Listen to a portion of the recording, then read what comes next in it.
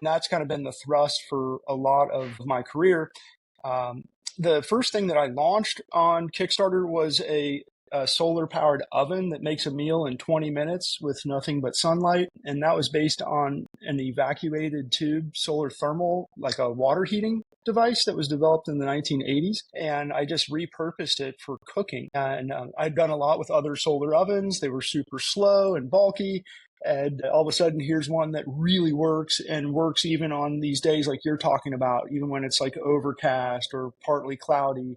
It's not going to work at night. It's not going to work when it's buried by 3 feet of snow, but it'll work in the freezing cold winter. It loves those bluebird sunny days. And we kind of rocked the solar cooking industry, which is not saying much because it's the tiniest industry in the world.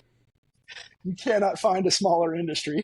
Yeah, and I for those listening, I'm kind of sharing the screen right now, but I was able to pull up one of the items, exactly that, the solar oven. And it is such an interesting thing because obviously this is a very modern design of it, and it's pretty cool how this works. But like the fundamentals of this is so well because it's been around for so long. Like a lot of Native American and other kind of people used to use essentially solar heat and other kind of reflective ways to cook and do stuff like that.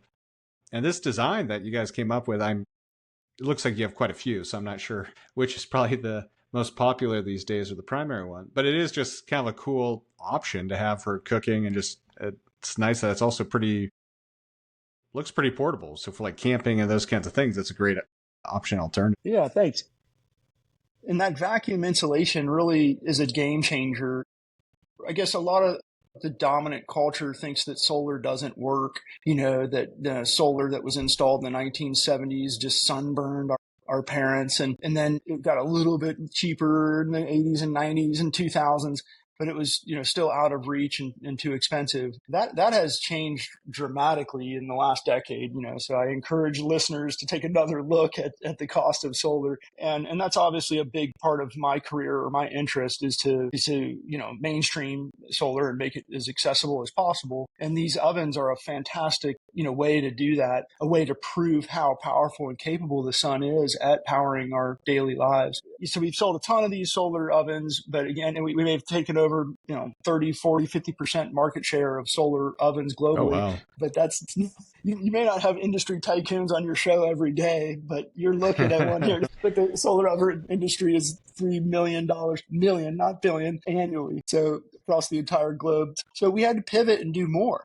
A tinkerer, a problem solver, an inventor, the sky's the limit. So we got into like solar powered refrigeration, water purification and sanitation. We've just done a ton of different appliances where we see opportunities. And we've been very nimble and sort of very quick and effective to take an idea and move it into production. And we often lean on crowdfunding, even to this day, where we'll take an idea, we'll kind of share it with our audience on the internet, on social medias, and we'll see the response. Are people interested in this? Is this something that could go somewhere? Do they think it's worth $500, $300, $2,000? And with their vote, then we decide to what extent are we going to be investing in the engineering, production, design, tooling, testing, refinement of that particular product solution. We've done that about 20 times in the last decade. It's been a really great, thrilling ride to